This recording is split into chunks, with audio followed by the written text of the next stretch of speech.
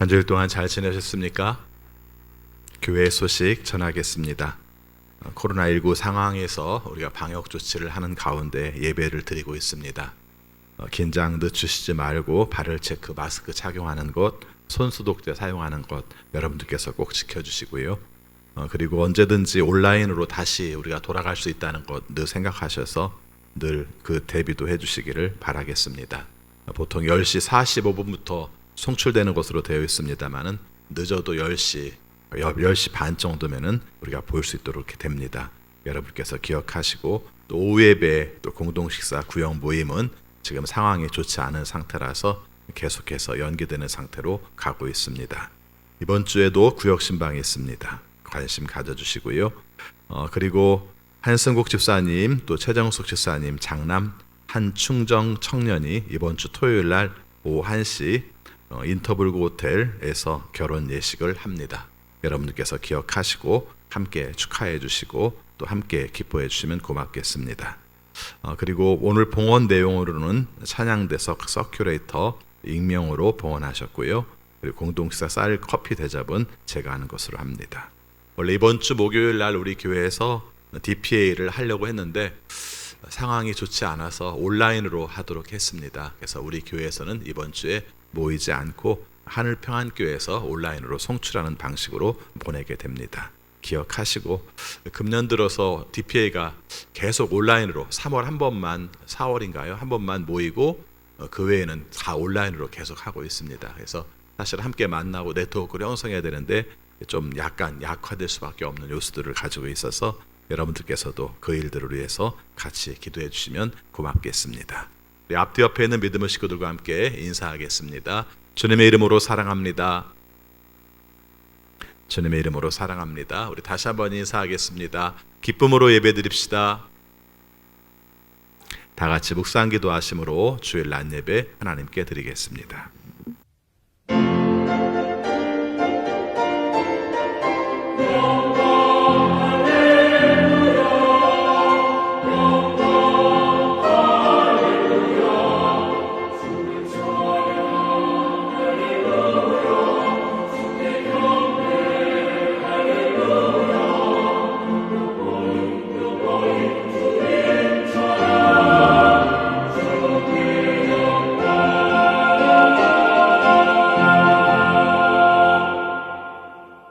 형제 자매 여러분, 그러므로 나는 하나님의 자비하심을 힘입어 여러분에게 권합니다. 여러분의 몸을 하나님께서 기뻐하실 거룩한 산 제물로 드리십시오. 이것이 여러분이 드릴 합당한 예배입니다. 아멘. 아버지 하나님, 저희들을 사랑하셔서 지난 주일로 한 주간 동안 주님의 은혜 가운데 살게 하여 주시고 오늘 거룩한 주일 맞이하여 주 앞에 나와 예배하게 하심을 진심으로 감사드립니다. 주님께 부름받은 저희들 영과 진리로 예배하기 원하오니 받아 주옵소서. 주님께서 원하시는 뜻대로 살려고 노력하였지만 온전하지 못함을 주 앞에 고백합니다. 우리의 죄를 용서하여 주시고 하나님이 원하시는 새 마음으로 예배할 수 있도록 도와 주옵소서. 많은 변화와 어려움들을 우리가 당면하고 살고 있지만 그런 가운데서도 하나님께서 예배를 통해서 주시는 은혜를 허락하여 주옵소서. 예수 그리스도 이름으로 기원하옵나이다. 아멘. 다 같이 일어나셔서 경배찬송 38장 주께 엎드려 이어서 부르시겠습니다.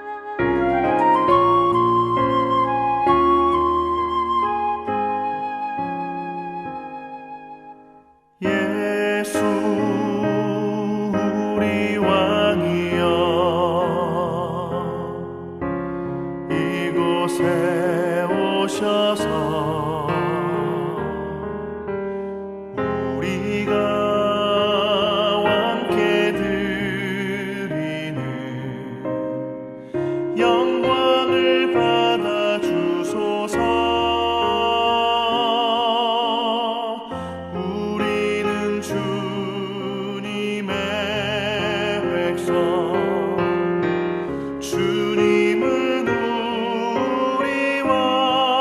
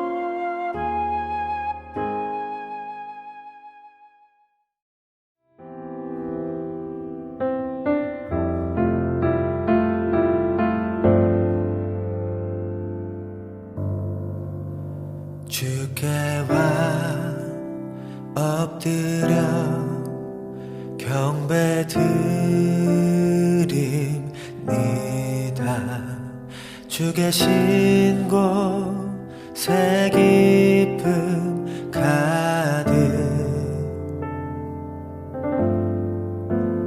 무엇과도 누구와도 바꿀 수 없네 예배 드림이 기쁨 됩니다.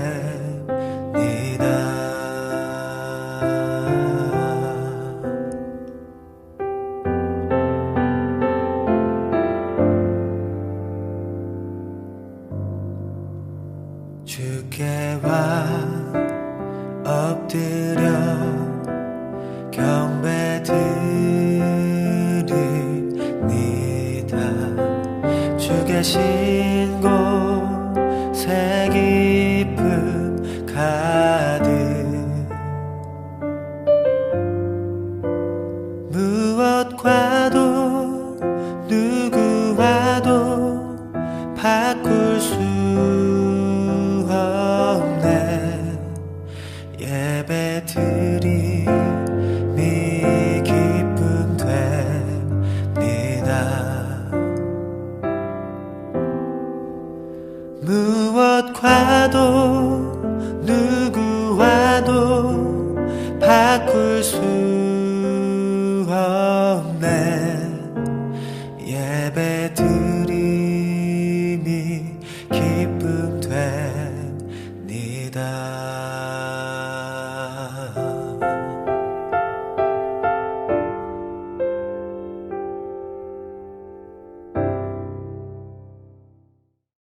사도신경으로 우리의 신앙을 고백하겠습니다. 나는 전능하신 아버지 하나님 천지의 창조주를 믿습니다. 나는 그의 유일하신 아들 우리 주 예수 그리스도를 믿습니다.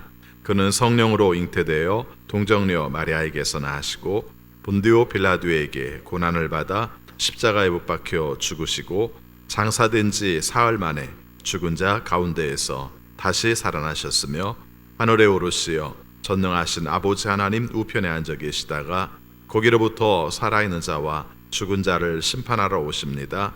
나는 성령을 믿으며 거룩한 공교회와 성도의 교제와 죄를 용서받는 것과 몸의 부활과 영생을 믿습니다. 아멘. 자리에 앉으시기 바랍니다. 시간 함께 기도하실 때 김정원 장로님 기도 인도하시겠습니다. 어제나 오늘이나 늘 한결같이 우리를 지켜주시는 하나님 아버지, 오늘도 이 시간에 오셔서 우리의 마음판에 새겨주시고 주님의 말씀으로 한 주간도 잘 지낼 수 있도록 주님께서 함께하여 주시옵소서. 우리는 주님께서 늘 주시는 그 은혜로 살아갑니다. 주님의 은혜가 아니면은 우리가 살아갈 수가 없습니다. 이 세상 어떤 것보다도 가장 귀한 것은 주님의 은혜입니다. 지금 사람들이 많은 고통을 받고 있습니다. 코로나로 인해서 여러 가지 가족과 만나지 못하는 경우도 있고, 또한 아버지여 먼 외국에서 들어오지 못한 모든 사람들도 많이 있습니다. 이것도 다 아버지께서 해결해 주시지 않냐면 할 수 없사오니 하루속히 이 코로나 문제도 해결할 수 있도록 주님께서 역사하여 주시옵소서. 우리 대상선교교회에 있는 모든 성도들 주님께서 지켜주셔서 감사합니다. 앞으로도 모든 어려움과 질병도 주님의 말씀에 의해서 물러가게 하시고, 또 모든 행동에 있어서도 기쁨과 즐거움으로 일할 수 있도록 직장과 사업장을 주님께서 지켜주셔서 하나도 고장나지 않고 잘 이용될 수 있도록 주님께서 함께하여 주시옵소서. 주님, 이 시간 주님의 귀한 은혜의 말씀 전하 우리 목사님 주님께서 기억하여 주시고 그 말씀 마음판에 새겨 한 주간도 주님의 말씀에 의해서 따라 생활할 수 있는 우리 성도들 될 수 있도록 주님 도와주시고, 특별히 하나님 아버지 올라하시고 나이 많은 어르신들 주님께서 기억하여 주셔서 더욱더 건강 지켜주셔서 주님의 말씀 안에 되게 하시고, 날마다 주님 앞에 기도하는 귀한 아버지 어르신 될 수 있도록 주님 축복하여 주시옵소서.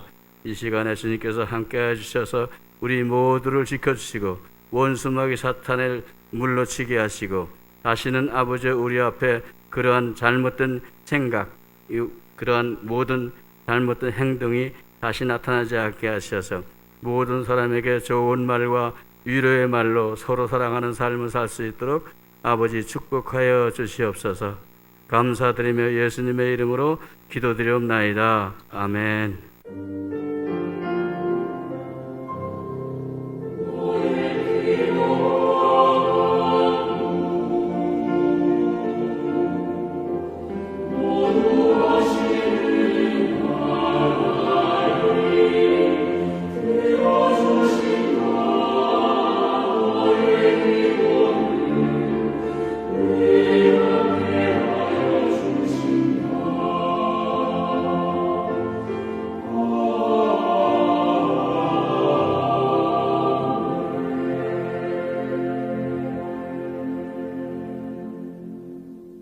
하나님 말씀 구약성경 창세기 25장 27절부터 34절까지 봉독하겠습니다. 창세기 25장 27절입니다. 두 아이가 자라 에서는 날쌘 사냥꾼이 되어서 들에서 살고 야곱은 성격이 차분한 사람이 되어서 주로 집에서 살았다. 이삭은 에서가 사냥해온 고기에 맛을 들이더니 에서를 사랑하였고 리브가는 야곱을 사랑하였다. 한 번은 야곱이 죽을 끓이고 있는데 에서가 허기진 채 들에서 돌아와서 야곱에게 말하였다. 그 붉은 죽을 좀 빨리 먹자. 배가 고파 죽겠다. 에서가 붉은 죽을 먹고 싶어 하였다고 해서 에서를 에돔이라고도 한다. 야곱이 대답하였다. 형은 먼저 형이 가진 맏아들의 권리를 나에게 파시오. 에서가 말하였다. 이것 봐라. 나는 지금 죽을 지경이다. 지금 나에게 맏아들의 권리가 뭐 그리 대단한 것이냐. 야곱이 말하였다. 나에게 맹세부터 하시오. 그러자 에서가 야곱에게 맏아들의 권리를 판다고 맹세하였다. 야곱이 빵과 팥죽 얼마를 에서에게 주니 에서가 먹고 마시고 일어나서 나갔다. 에서는 이와 같이 맏아들의 권리를 가볍게 여겼다. 아멘. 거룩한 주일 주 앞에 나와 예배하시는 여러분 모두에게 하나님의 크신 은혜가 함께 하시기를 축원합니다. 한 10년, 15년 전에 유행했던 책 중에 마시멜로 이야기라는 책이 있었어요. 그 내용이 이런 겁니다. 1960년대, 1970년대에 걸쳐서 스탠포드 대학교에서 심리학자 월터 미셸이라는 사람이 실험을 했습니다.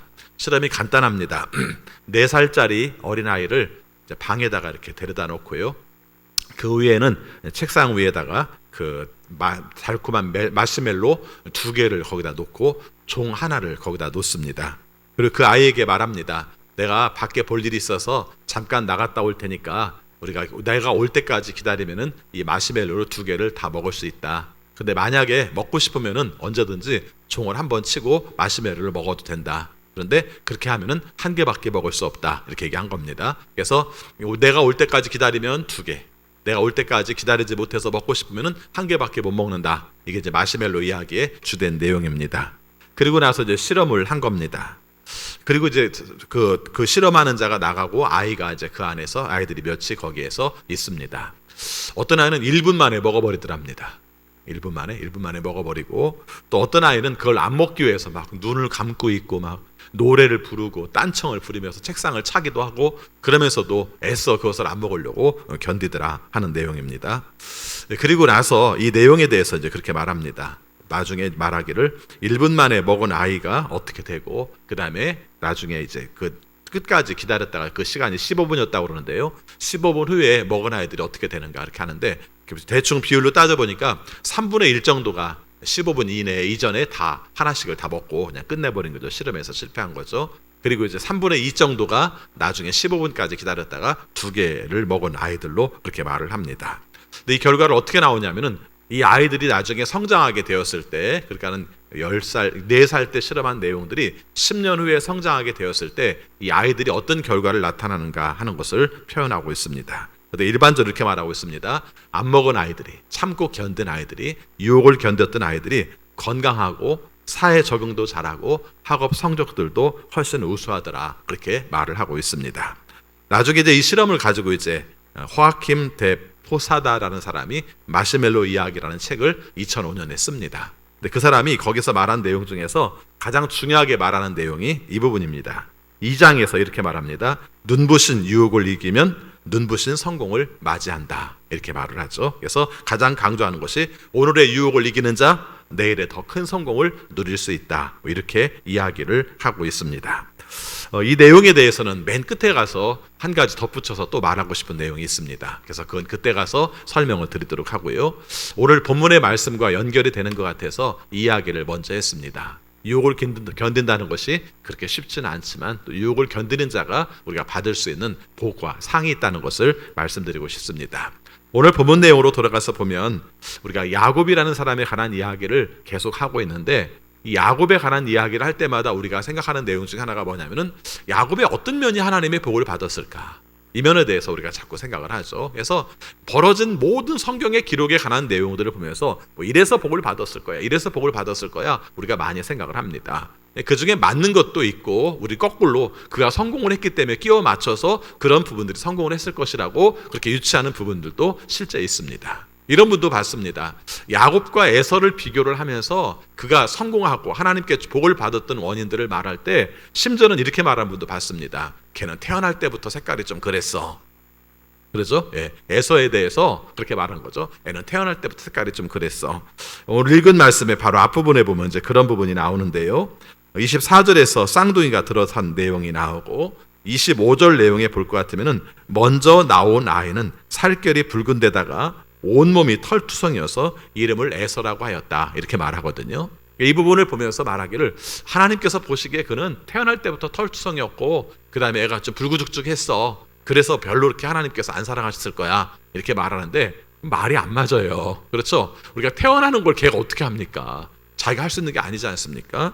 야곱에 대해서는 뭐 그런 내용이 없고 그의 손에 형 에서의 발꿈치를 잡고 있었다. 이 부분에 대해서 이렇게 말을 합니다. 애가 태어날 때부터 집념이 있었어. 뭔가 목적을 이루고 싶은 생각을 가지고 있었어. 하나님께서 그렇기 때문에 그 아이를 우리가 사랑하셔서 하나님께서 그 아이에게 복을 준 거야. 이것도 이렇게 말하기는 좀 그래요. 그렇죠? 아이가 태어나면서부터 그런 내용을 그럼 그렇게 본다면은 오히려 하나님께서 주신 성품이라든가 하나님께서 그 아이에게 애정하신 내용이라든가 오히려 이렇게 보는 게 낫지. 뭔가 이렇게 발달하는 과정 속에서 배웠다든가 생각했다든가 이럴 내용으로는 아니라는 것이죠. 그래서 우리가 그런 식으로는 보지 말고 하나님께서 진정으로 야곱을 사랑하신 내용이 어떤 것이 있는가 하는 것을 우리가 좀 헤아리는 마음들을 가져야 될 것입니다. 사실 이게 정말 잘한 것인지 이게 잘못한 것인지 헷갈리는 면도 야곱에게는 되게 많이 있습니다. 아무튼 오늘 말씀을 살피면서 오늘 하나님께서 야곱을 선택하신 이유가 야곱을 통해서 복을 내리신 이유가 어떤 것인지를 함께 살펴보도록 하겠습니다. 저는 오늘 이 말씀을 읽으면서 본질적인 내용은 아닙니다만은 좀 걸리는 부분이 하나가 있었습니다. 그게 뭐냐면은 그 야곱과 에서에 관한 묘사 중에서 이런 부분이 있습니다. 28절 말씀인데요. 28절 말씀 우리 같이 읽겠습니다. 이삭은 에서가 사냥해 온 고기의 맛을 들이더니 에서를 사랑하였고 리브가는 야곱을 사랑하였다 하는 겁니다. 이상하지 않아요? 이상하지 않습니까? 이삭이 야곱을 에서를 사랑했대요. 더 사랑했다는 겁니다. 좀 극단적인 단어를 쓰면은 편애한 거예요. 그렇죠? 이삭이 에서를 편애했다. 근데 편애한 내용이 뭐냐면은 그 에서라는 사람이 사냥꾼이었는데 사냥꾼이 잡아오는 고기가 맛있어서 그 고기가 늘 좋아서 에서를 더 사랑했다 이렇게 말을 하는 겁니다. 이상하지 않아요? 성경을 놓고 이상하다고 말하니까 이상합니까? 저는 이 말씀이 되게 어색하고 이상했어요. 그렇죠? 어떻게 부모된 입장 속에서 애가 둘이 있으면 둘을 똑같이 사랑해야지. 늘 우리가 생각하는 게 그렇지 않습니까? 어떻게 고기를 잡아와서 그 고기가 맛있어서 그 아들을 더 사랑한다고 말할 수가 있겠는가? 이상하지 않아요? 근데 가만 생각해 보니까 오늘 우리의 삶 가운데서의 편애도 그런 부분이 많이 있는 것 같아요. 일반적으로 부모들이 나는 애들을 편해, 나는 누구를 더 이뻐해 이렇게 말하지는 않아요. 그런데 어떤 특징을 가지고 있냐면은 내 성격에 맞고 내 마음에 들고 그렇죠. 내 생각과 같고 이런 아이에 대해서 더 사랑하는 것이죠. 그렇죠. 네가 이쁨 받을 짓을 했으니까 내가 이뻐하고 너는 미움 받을 짓을 했으니까 미워하지 이렇게 말할지 모르는데 이 내용과 똑같다는 거예요. 고기 주니까 사랑하지라는 말과 다를 바가 없다는 것입니다. 여러분, 이 부분이 우리가 아이들을 많이 양육해서 이미 키웠기 때문에 이 부분에 대해서 우리가 별로 관계 없을지 모른다고 생각할지 모르지만 아니요. 지금도 우리의 자녀들이 우리 부모들에 대한 어떤 의심이나 어떤 그 내용에 대해서 어떤 그 마음속에 가지고 있는 원망 같은 것들이 어쩌면 이 부분에서 시작될 수도 있다는 것이죠. 자, 그에 비해서 리브가는 야곱을 사랑했다고 말을 합니다. 근데 리브가가 야곱을 사랑한 내용에 대해서는 안 나와요. 그냥 단순히 리브가가 야곱을 사랑했다 이렇게 말하죠. 몇 가지 추정을 할 수가 있습니다. 하나는 아이가 뱃속에 있을 때 형이 동생을 섬길 것이다 하는 말씀을 리브가가 마음속에 간직해서 그럴 수도 있다. 그것도 하나의 가능성으로 이렇게 볼 수가 있는 것이죠. 또 한 가지는 아버지 이삭이 형 에서만 사랑해 주니까 나는 이 아이를 생각해서 우리가 야렛 동생 야곱을 사랑한다 이렇게 말할 수도 있어요. 다 가능합니다. 그렇죠? 더군다나 이제 상품적인 내용으로 볼 때 에서가 밖으로 돌고 있고 또 야곱이 집 안에서 주로 활동하는 사람으로 등장하고 있기 때문에 리브가가 야곱을 사랑했다 이렇게 말할 수도 있습니다. 어떻든지 간에 문제는 편애가 성경에는 기록이 돼 있다는 거예요.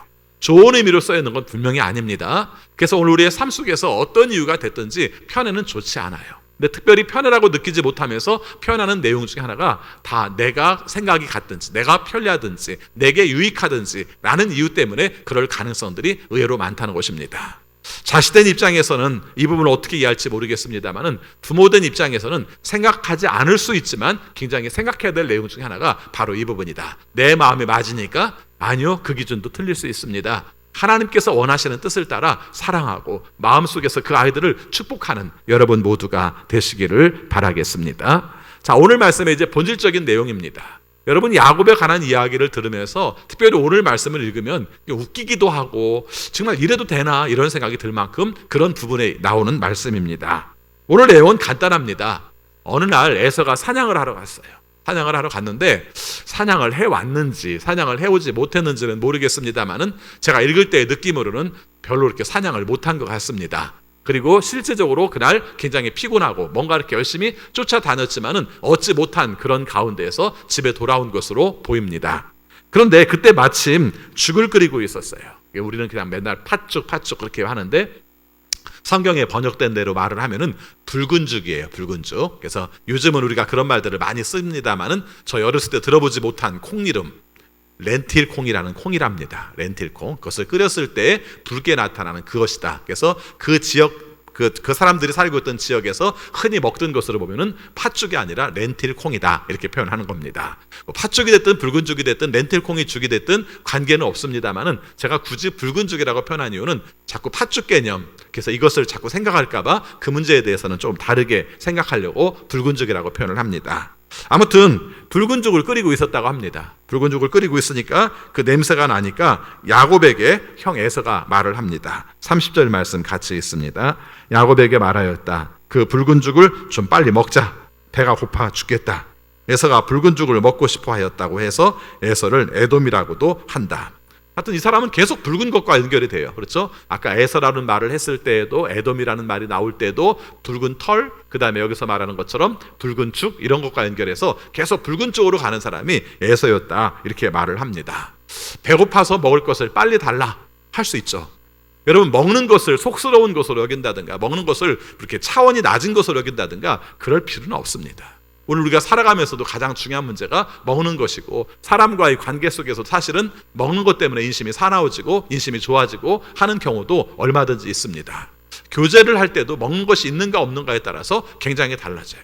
요즘 신방을 하고 있는데 이제 음식을 먹고 그러다 얘기하다 보면은 또 우리 감염 문제가 생길 것 같아서 음식을 준비하지 말라고 이렇게 말씀을 하고 그렇게 진행을 하고 있는데 음식이 없으면은 할 얘기가 없더라고요. 참 묘합니다. 그렇죠? 그냥 얘기하면 되잖아요. 신방 끝나고 나서 그리고 나서 할 얘기가 없더라고요. 근데 음식을 먹으면 얘기를 하더라고요. 음식이라는 면이 굉장히 다양한 면을 가지고 있어요. 그래서 배고픈 것을 채워주는 면도 있지만 교제의 차원에서도 음식은 참 중요한 거다. 그래서 오늘 여기에서 음식 자체에 대해서 함부로 가볍게 여기지는 않았으면 좋겠습니다. 다만 그 다음 문제가 있는 것이죠. 근데 야곱이 어쩌면 장난으로 그랬을 수도 있고 어쩌면 계획적으로 그랬을 수도 있겠습니다만은 야곱이 이런 말을 해요. 31절 말씀 같이 읽겠습니다. 야곱이 대답하였다. 형은 먼저 형이 가진 맏아들의 권리를 나에게 파시오. 여러분들이 한번 생각해 보세요. 이런 부분은 성경에서 맞는가 틀리는가를 말할 수 있는 것이 아니기 때문에 여러분이 생각을 하셔도 아무 문제가 없습니다. 이게 장난이었을 것 같아요? 아니면 계획이었을 것 같아요? 어쨌든 상관이 없어요.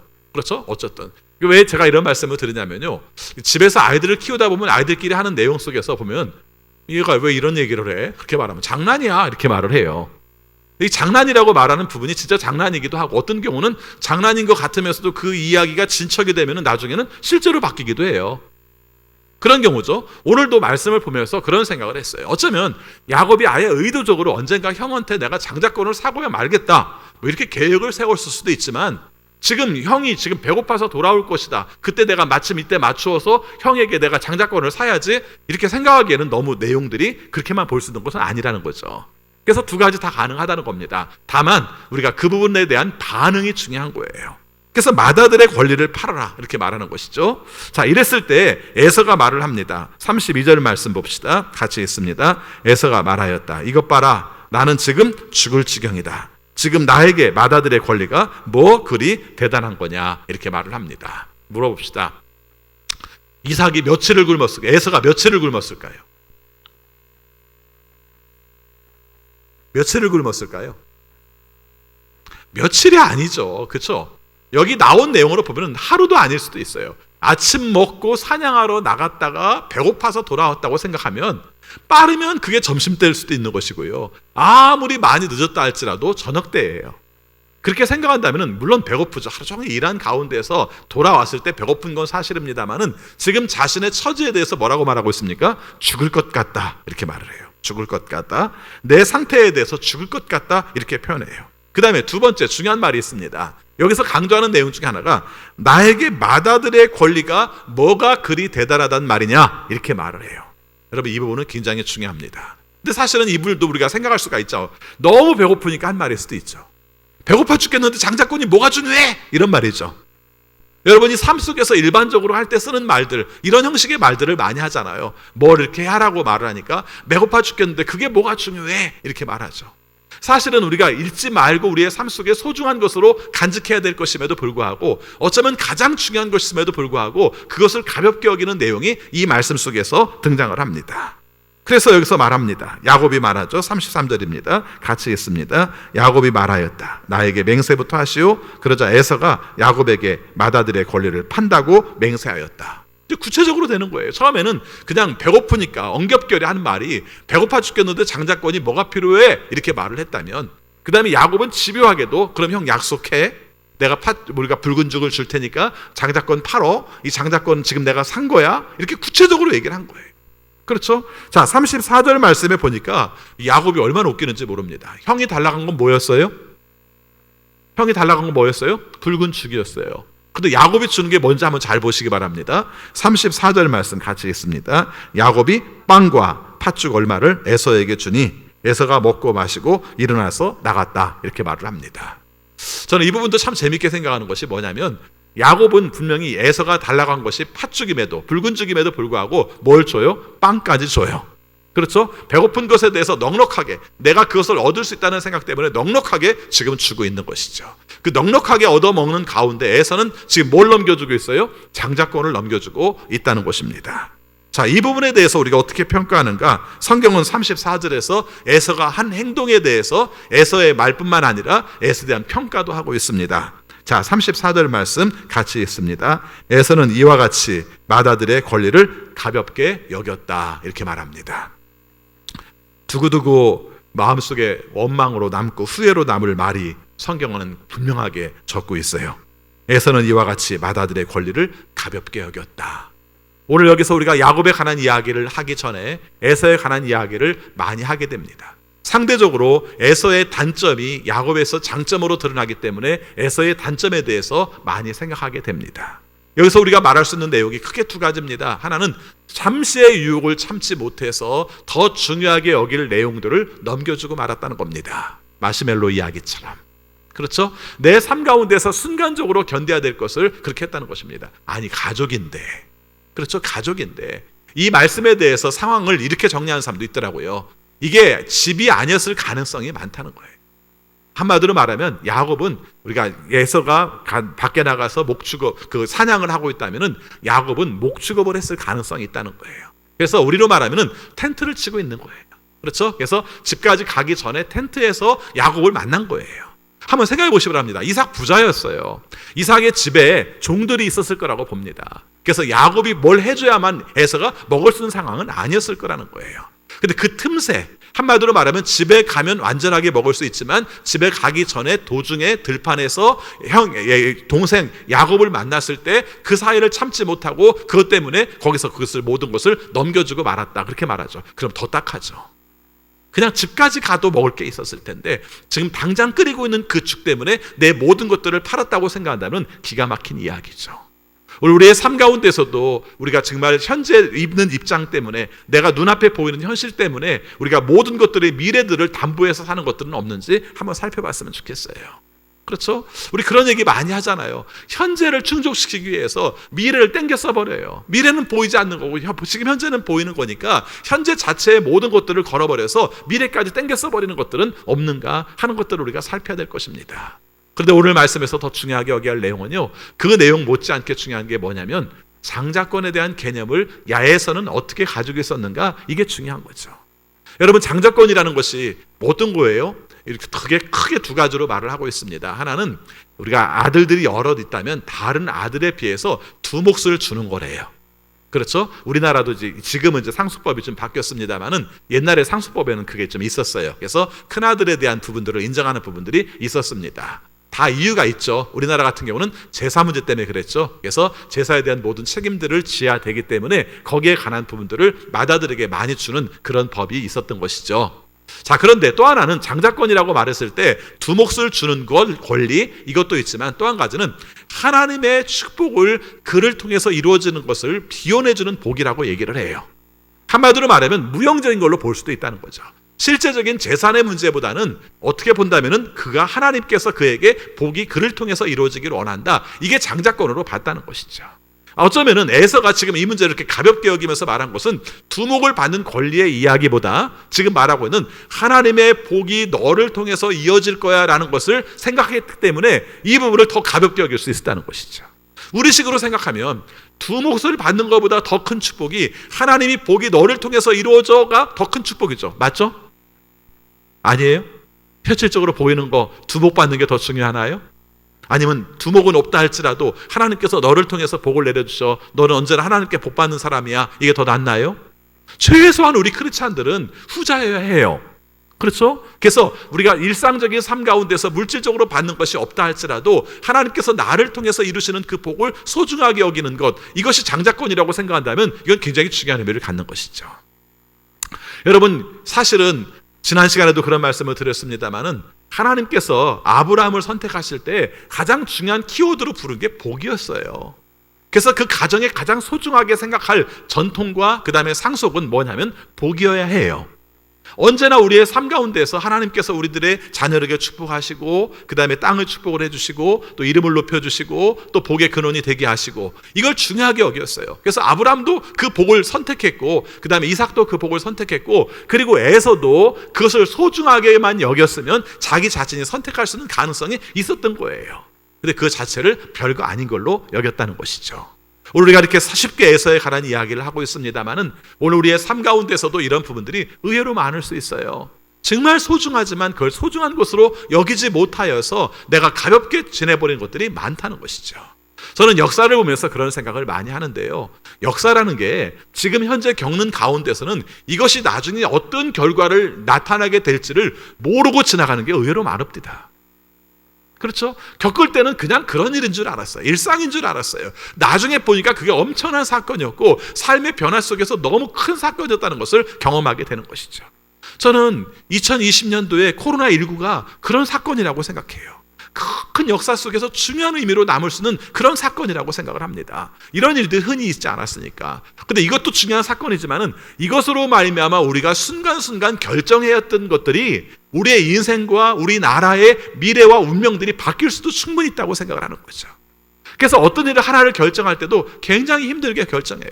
목사님들과 이야기 나눈 과정 속에서 제일 중요하게 생각하는 게 뭐냐면, 남들이 바라볼 때는 뭐 예배를 강행한다 이런 말들 쓰지 않습니까? 어떤 일들에 대해서 좀 그렇게 안 했으면 좋겠다라든가 이런 말을 쓰지 않습니까? 목사님들 고민이 있어요. 그냥 하는 게 아니라 이것이 나중에 교회의 형태와 신앙의 형태들이 어떤 결과도로 가게 될 것인지에 대한 고민을 하는 거예요. 우리도 다음 주부터 당장 온라인으로 바뀔지도 몰라요, 사실은. 그렇죠? 이번 주에 지금 원주 지역에 2명이 확진된 것으로 말미암아 나타난 결과들이 어떻게 나타날지 모르기 때문에 굉장히 예민하게 예의주시하면서 보고 있어요. 그러면서 놓치지 말아야 될 것은 뭐냐면, 그러니까 안 드리면 되지, 집에서 드리면 되지, 왜 자꾸 교회에서 드려? 이렇게 볼 문제가 아니라, 이것을 우리의 신앙의 습관이라든가 신앙 가운데서 나가는 방향 속에서 어떤 결과들이 나올지를 바라보면서 이것을 정해야 한다는 것이죠. 그게 어려워요. 그렇죠? 그런 결정들을 하는 것이 그렇게 쉽지는 않은 것 같아요. 오늘 말씀에서 야곱의 집안들, 에서의 집안들, 그 식구들이 소중하게 여겨야 될 것이 장자권의 축복, 그 하나님께서 주는 복의 축복을 얼마나 귀한가, 내 삶 속에 얼마나 가치 있는 것으로 여겨야 되는가, 내가 다음 세대의 것을 얼마나 남겨야 될 소중한 것으로 여기는가, 여기에 따라서 중요한 것이 달라지는 것입니다. 여러분 살면서 여러분들이 소중하게 여기는 것이 무엇인지를 한번 살펴보시기 바랍니다. 나는 욕심이 없어, 나는 어떤 것도 별로 갖고 싶은 게 없어, 그 말이 좋은 말일 수도 있는데요, 어떤 경우는 삶에 있어서 목표가 없는 걸 수도 있어요. 제가 여러분들이 무슨 이것을 막 욕심 많은 걸 정당화시켜주는 말이 아니에요. 하나님이 원하시는 뜻을 이룰 때 뭔가 하고 싶은 의욕도 있어야 되고, 하나님께서 원하시는 뜻에 대해서 내가 동참하고 싶은 마음도 있어야 되고, 내가 거기에 대한 간절한 마음도 있어야 돼요. 하나님은 우리의 삶 가운데서 때에 따라서는 우리의 간절함을 요구하시기도 하세요. 욕심 없는 것만 좋은 게 아니라 정말 욕심은 없는데 하나님이 원하시는 뜻에 대해서는 정말 애착이 있고 그것에 대해서 이루고 싶은 소망을 가지고 있고, 이것이 우리의 삶 속의 중요한 목표로 가져야 한다는 것이죠. 에서는 욕심이 없었는지는 모르지만 하나님의 뜻에 대해서 어두웠어요. 하나님께서 원하시는 것이 복을 사모하고 복을 간절히 네 것으로 중요한 게 여기고, 내 삶의 가치 속에서 복에 대한 것들을 갖고자 하는 마음들을 가져라 하는 것이 하나님의 뜻이었다면, 에서는 그게 뭐가 중요해? 나 삶 가운데 그런 거 중요하지 않아. 지금 내가 배고파 죽겠는데. 이렇게 말하는 것이 에서의 삶 가운데서 가장 치명적이었다는 것을 말해주고 있습니다. 자, 대비해서 바라봅시다. 야곱은 어땠습니까? 이 장자권에 대한 욕망이 있었어요. 어쩌면 야곱도 장자로 태어나지 못했기 때문에 장자권을 갖지 못하는 것에 대한 안타까움이 있었을 수도 있고요. 또 한 가지는 여기에서도 야곱의 문제점도 발생을 하는데, 사실은 야곱이 자기가 장자권을 받을 것이라는 생각을 했을까요? 못했을까요? 저는 했을 수도 있다고 생각을 합니다. 근데 이해는 안 돼. 형이 에서가 버젓이 살아있는데 어떻게 내게 장자권이 와? 이 생각을 갖는 것이죠. 어떻게 가질 수 있다고 자기가 본인이 장자권을 받을 수 있을 것이라는 생각을 했을 수 있다고 생각했느냐? 이유는 한 가지예요. 어머니 리브가가 이야기했을 가능성이 있다는 거죠. 성경에서 분명히 써 있죠. 하나님께서 형을 통해서 형을 통해서 동생을 섬기도록 할 것이다라고 말씀을 했다면 분명히 그 내용을 알 수도 있었다는 것입니다. 그런데 야곱은 어떤 생각을 가졌습니까? 이치적으로 보면 바람직하지가 않잖아요. 형이 에서가 살아있는데 내가 어떻게 장자권을 받을 수 있어? 이건 거의 불가능해. 그리고 끝난 게 아니라, 이 사람은 반대로 끝난 게 아니라, 포기한 게 아니라 어떻게 했어요? 그럼 내가 어떻게 해서라도 내가 해야지. 내 방식을 통해서라도 내가 장자권을 내가 차지해야지. 내가 어떻게든 형한테 내가 그것을 뺏어야지. 이런 마음을 가질 수도 있었다는 것입니다. 이것도 바람직하지는 않아요. 이것도 옳다, 이것도 그러다, 저것도 그러다 해서 우리가 이 말씀을 받아들일 때 그럼 누가 옳단 말이야? 할지 모르겠는데 사람이 옳지는 않아요. 그렇죠? 지금 여기서도 중요한 내용은 야곱이 소중하게 여긴 것은 잘한 거예요. 장자권에 대한 욕망을 가진 것도 잘한 거예요. 그런데 한 가지 야곱의 큰 단점이 있었다면 그건 뭐냐면은 하나님께서 이루실 일을 내가 이루려고 했다는 것입니다. 그럼 여러분 좀 헷갈릴 겁니다. 아니, 목사님 간절함이 필요하다고 그랬잖아요. 예, 간절함이 필요하죠. 근데 그 간절함은 하나님께 간절하게 매달리는 것이지, 내가 간절하다는 이유 때문에 내 방식대로 만들려고 하지 말라는 겁니다. 우리가 살아온 삶만 봐도 잘 알지 않습니까? 내가 뭔가 목적을 이루겠다는 이유 때문에 뭔가 내가 만들고 내가 계획하고 내가 추진했던 일들이 내 인생을 굉장히 힘들게 한 요소들이 많았잖아요. 안 할 수도 없어요. 해야 해요. 그러나 하는 과정 속에서 중요한 것은 하나님의 순리, 하나님께서 이끌어오시는 원리가 더 중요하다는 것을 우리가 잊지 말고 살아야 한다는 것입니다.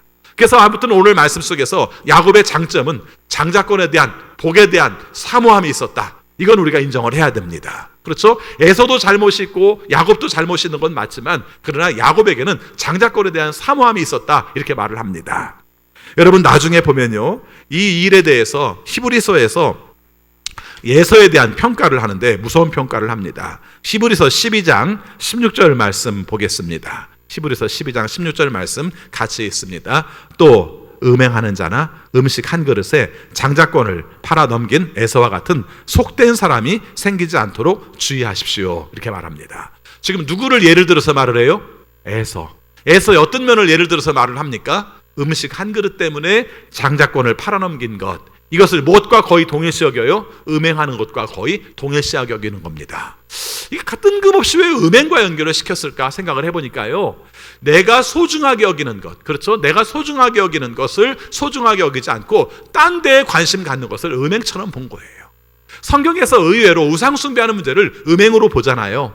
그렇게 마찬가지로 지금 삶 가운데서 하나님과 나와의 관계 속에서의 중요한 사랑의 관계를 쓸데없는 것에 모든 것을 넘겨버림으로 말미암아 다른 것에 더 사랑을 하는 내용을 음행처럼 본 거예요. 그래서 에서에 관한 이야기를 할 때 음행하는 자나 음식 한 그릇에 장자권을 팔아 넘긴 에서와 같이 속된 사람이, 개역 개정판에서는 망령되지 마십시오 이렇게 말을 해요. 그렇죠? 속된 생각, 속된 사람이 되지 마십시오, 망령된 사람이 되지 마십시오 이렇게 말을 해요. 오늘 우리의 삶 속에서의 중요한 가치가 바로 그겁니다. 결국은 무엇인가? 눈에 보이는 것을 사랑하는가? 눈에 보이지 않는 것을 사랑하는가? 여기에 따라 다른 겁니다. 여러분, 사도 바울은요, 신앙을 표현을 할 때, 구조화시킬 때 주로 쓰는 단어가 믿음, 소망, 사랑이라는 단어를 많이 써요. 근데 여러분 생각해 보시기 바랍니다. 믿음은 보이는 거예요? 보이지 않는 거예요? 보이지 않는 겁니다. 소망은 보이는 거예요? 보이지 않는 거예요? 보이지 않는 거예요. 여러분 사실 실제적으로 생각할 때 믿음, 소망, 사랑을 하고 말하면, 이것을 시제로 표현하면 믿음은 과거일 수도 있어요. 그렇죠? 주님을 영접했을 때 시기일 수도 있어요. 근데 그 주님을 영접했을 때도 우리의 삶은 무엇으로 시작한 겁니까? 보이지 않는 것으로 시작을 한 거예요. 그렇죠? 보이지 않는 것으로 시작을 한 거예요. 소망도 마찬가지입니다. 소망이라는 게 뭐예요? 하나님께서 우리에게 하나님 나라를 허락해 주셔. 보이지 않는 거예요. 그래서 내 삶의 가치 속에서 보이지 않는 거예요. 근데 우리에게 유일하게 보이는 게 뭐냐면 사랑이에요. 그렇죠? 믿음도 보이지 않는 것, 그 다음에 소망도 보이지 않는 것, 근데 사랑은 보이는 거예요. 우리가 지금 사랑하는 것, 행동하는 것, 이게 모든 것들은 보이는 거예요. 그러니까 우리가 이렇게 연결할 수 있습니다. 우리의 신앙이라는 것은 보이지 않는 것으로 시작해서 보이지 않는 것을 바라면서 사는데, 이 보이지 않는 것을 위해서 현재 삶 가운데서 보이는 사랑을 하고 사는 게 우리의 신앙이다, 이렇게 표현할 수 있는 겁니다. 그렇죠? 보이지 않는 믿음으로 시작해서 우리의 삶 가운데 사랑을 하게 되는데, 이 사랑을 하게 될 때, 보이는 사랑을 하게 될 때 어떻게 할 수 있겠는가? 보이지 않는 소망을 생각하기 때문에 지금 보이는 사랑을 할 수 있는 것이다, 이렇게 말할 수 있는 것입니다.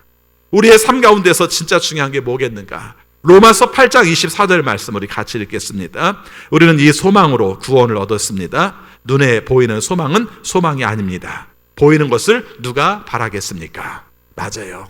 우리의 삶 속에 정말 중요한 것은 보이지 않는 것이라는 것이죠.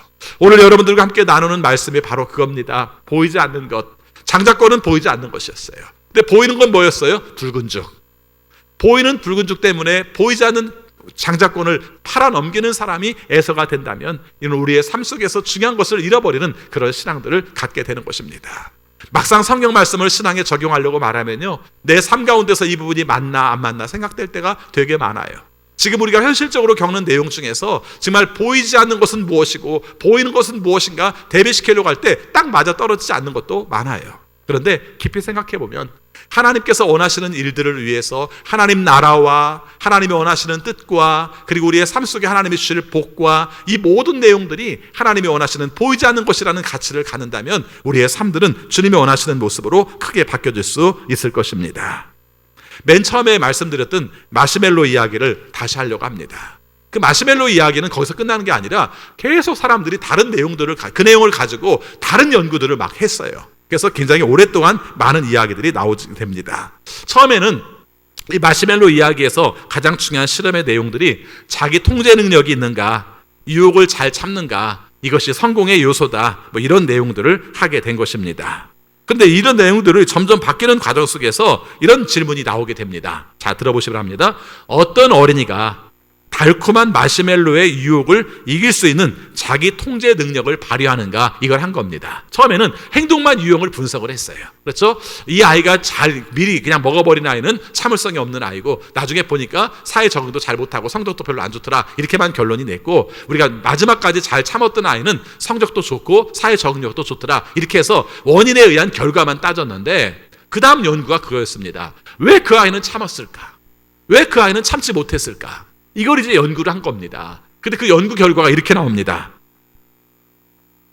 규칙을 설명한 어른을 신뢰한 어린이는 그것을 먹지 않았고, 규칙을 설명한 그 어른을 신뢰하지 않은 아이는 먹었다, 이렇게 결론이 나옵니다. 되게 재미있는 말입니다. 한마디로 말하면 그 아이의 성품은 우리가 뭐라고 말할 수 없어요. 어떻게 자랐는지도 몰라요, 그냥. 근데 한 가지 분명한 것은 어찌됐든지 간에 뭐 그 아이가 부모의 신뢰를 받지 못했다든가, 부모가 약속을 잘 어겼다든가 뭐 이랬을 수도 있지만, 아무튼 그건 덮어놓고 그 약속을 지킨 아이의 특징은 그 말한 사람을 신뢰했더라. 그 약속을 못 지킨 아이의 특징은 그 말한 사람을 신뢰하지 않았기 때문에 지금 저렇게 말했지만 끝난다 할지라도 2개를 안 줄지도 몰라, 이런 마음을 가졌기 때문에 먹더라, 이런 얘기입니다. 제가 오늘 이 말씀을 이야기의 맨 마지막에서 하는 이유가 있습니다. 여러분, 야곱에 관한 이야기, 에서에 관한 이야기를 하다가 에서는 이것이 문제였고 야곱은 이게 좋은 점이었고 이것이 문제였고 이렇게 말할지 모르지만, 사실은 야곱의 축복의 근원은 하나님의 은혜예요. 하나님의 은혜입니다. 오늘 장로님 기도하시면서 은혜가 필요합니다, 은혜에 대해서 말씀하셨는데 너무 적절하게 말씀하셨어요. 여러분, 가장 중요한 건, 신앙에서도 가장 중요한 것은 여러 가지가 있겠지만 하나님의 은혜예요. 근데 중요한 건 뭐냐면 그 은혜를 믿는가예요. 그 은혜를 사모하는가예요. 오늘 여기서 말하고 있는 에서는 은혜는 이미 자기에게 주어진 거였어요. 근데 그 은혜를 믿지 않았어요. 근데 야곱은 자신에게 주어지지 않은 거였어요. 근데 그 은혜가 자기에게 주어질 거라고 믿었어요. 이것이 그 삶 가운데서 굉장히 다른 내용을 가진 겁니다. 그럼 결국은 결론이 뭡니까? 그것을 말한 어른에 대한 신뢰가 있었는가라고 말한다면, 마시멜로 이야기가 야곱과 에서 이야기로 간다면 그것을 말한 어른이 누구예요? 하나님이십니다. 결국은 우리에게 은혜를 베푸시는 하나님을 믿는가, 은혜를 베푸시는 하나님을 믿지 못하는가. 믿지 못하는 원인 중에는 현실적인 이유도 있고 하나님에 대한 불신도 있을 수 있는 것이죠. 그것을 믿는 이유는 우리가 현실적으로는 불가능해 보일지 모르지만 하나님은 우리의 삶 가운데서 그것을 주실 것이라는 기대를 가지고 열망을 가졌기 때문에 그랬다는 것입니다. 여러분, 삶 가운데서 신뢰하시는 삶이 되시기를 바랍니다. 특별히 하나님을 신뢰하세요. 은혜 주시는 하나님을 신뢰하세요. 하나님은 우리의 삶 가운데 언제나 우리를 지켜주시고 우리와 함께 하실 뿐만 아니라 우리의 삶 속에 복을 주시는 분이라는 그 신뢰를 가지세요. 그리고 사모하시기 바랍니다. 하나님께서 야곱이 그러셨던 것처럼 우리도 그렇게 삶을 살 때 하나님께서 우리에게 복을 주실 것이라는 그 소망을 가지고 보이지 않는 것에 모든 것을 걸을 수 있는 삶을 사시기 바랍니다. 너무 극단적인 비유일지 모르지만 에서는 보이는 것을 위하여 보이지 않는 것을 버렸어요. 야곱은 보이지 않는 것을 위해서 우리가 보이는 것을 주어버렸어요. 이것이 우리의 삶 속에서 중요한 선택은 어디에 있었겠는가? 나의 선택이라기보다는 하나님의 은혜에 대한 신뢰 때문에 가능했다 하는 것입니다. 여러분의 삶이 힘들고 각박하다 할지라도 하나님의 은혜를 믿으시고 하나님의 은혜를 사모하셔서 하나님의 복을 경험하는 우리 모두가 되시기를 축원합니다. 기도하겠습니다. 아버지 하나님, 저희들을 사랑하셔서 주의 말씀으로 우리 자신을 돌아보게 하시고 하나님의 뜻을 헤아리게 하심을 감사합니다. 주가 원하시는 뜻을 이루어 나갈 때마다 합력하여 선을 이루게 하시고 주께 영광 돌릴 수 있는 우리 모두가 되게 하여 주옵소서. 특별히 붉은 죽 한 그릇 가닥에 장자권을 팔아버린, 하나님의 가치를 우습게 여긴, 보이지 않는 것을 함부로 여긴 에서의 삶이 되지 않게 하여 주시고, 하나님의 은혜가 자신에게 어떻게 올지 잘 알지 못하였지만 그 방법도 정당하지 않았지만 그러나 오직 하나, 하나님의 은혜를 사모하고 하나님의 은혜를 하나님이 주신다는 것을 믿었던 야곱의 삶을 선택하여 살아갈 수 있는 우리 모두가 되게 하여 주옵소서. 예수 그리스도 이름으로 기도하옵나이다. 아멘. 찬송가 309장 부르시면서 봉헌하시겠습니다.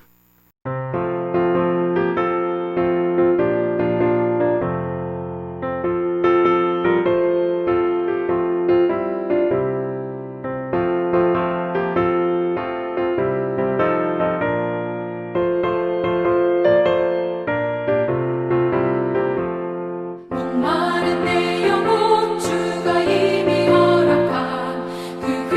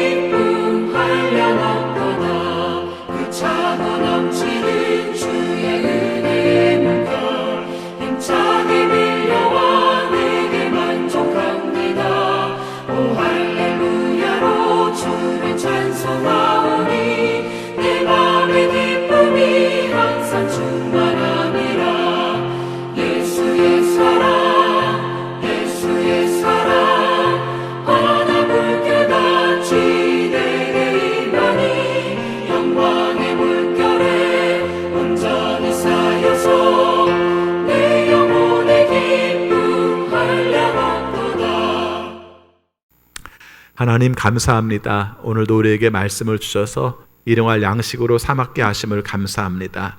우리에게 식량을 주심을 감사합니다. 건강을 주심을 감사합니다. 가족을 주시고 이웃을 주셔서 외롭지 않게 해주셔서 감사합니다. 우리에게 일을 주셔서 소득과 보람을 경험하게 하심을 감사합니다. 이 마음을 모아 주 앞에 감사의 예물 드리오니 주여 받아 주옵소서. 그리고 우리의 삶에 복 내려주시되 언제 어떤 경우를 할지라도 하나님의 은혜를 사모하며 하나님의 복을 받으며 사는 우리의 인생이 되게 하여 주옵소서. 아버지 앞에 간구합니다. 우리가 코로나로 인하여 겪는 고통들이 무척 큽니다.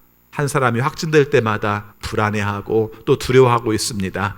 주님께서 종식시켜 주셔서 우리가 자유로운 일상, 감사한 일상을 회복할 수 있도록 도와주옵소서. 이 일들을 위해서 노력하는 의료진들과 방역당국을 주님께서 함께하여 주셔서 이 일들을 속히 물리칠 수 있도록 도와주옵소서. 아버지, 백신이 개발되고 또 치료제가 개발되기를 원합니다. 또 이 일 가운데에서 우리가 경제적인 어려움을 겪는 식구들도 많은데 주님께서 특별할 때 주시는 특별한 은혜를 통해서 잘 살아남게 하시고 잘 견딜 수 있는 우리 모두가 되게 하여 주옵소서. 선교지에서 복음을 증거하는 선교사님들이 많은 어려움을 겪고 있습니다. 주님께서 친히 도와주셔서 잘 감당하게 하여 주옵시고 주님이 주시는 틈새를 통해서 하나님의 복음을 선포할 수 있는 기회도 허락하여 주옵소서. 우리 중에 질병으로 인하여 고생하는 식구들이 있습니다. 주님께서 친히 도와주셔서 어린 자녀들이 잘 발육하게 하시고 면역력도 좋아지게 하여 주시고 통증 가운데서 참게 하시는 하나님의 은혜도 경험할 수 있도록 인도하여 주옵소서. 아버지, 간구합니다. 주님이 원하시는 뜻을 따라 살아가는 우리 가정들이 믿음의 견실한 위치를 차지하게 하여 주옵시고 하나님의 뜻을 나눌 수 있는 믿음 공동체가 되게 하여 주옵소서. 우리 자녀들의 앞길을 복내려 주셔서 진학의 길도 열어주시고 취업의 문도 열어주시고 또 결혼의 문도 열어주셔서 하나님께서 원하시는 뜻을 이루며 살아갈 수 있는 우리 자녀들이 되게 하여 주옵소서. 하나님, 우리나라를 긍휼히 여겨 주옵소서. 코로나19 상황만으로도 많이 버거운데 우리가 북한과의 관계 속에서 신경전을 벌이고 있습니다. 또 미국과의 관계 속에서 우리의 역할들을 찾기가 무척 어려운 가운데 있습니다. 주님께서 친히 도와주셔서 잘 균형을 맞출 수 있는, 그리고 안보적으로 우리가 잘 감당할 수 있는 이번 기회가 될 수 있도록 인도하여 주옵소서. 아버지, 저희들 세상을 향해 나갑니다. 우리에게 맡겨주신 역할들을 감당하며 주님의 도우심을 구할 때마다 주님께서 친히 함께 하시는 주님의 은혜를 경험하며 살아갈 수 있는 한 주간의 삶이 되게 하여 주옵소서. 예수 그리스도 이름으로 기도하옵나이다. 아멘. 다 같이 일어나셔서 결단의 찬양 1절 부르시겠습니다.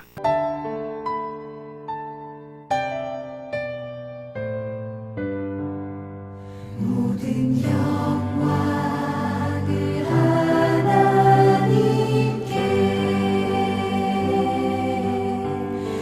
모든 영광을 하나님께, 온 마음과 뜻 다해 주 사모합니다. 모든 영광을 하나님께.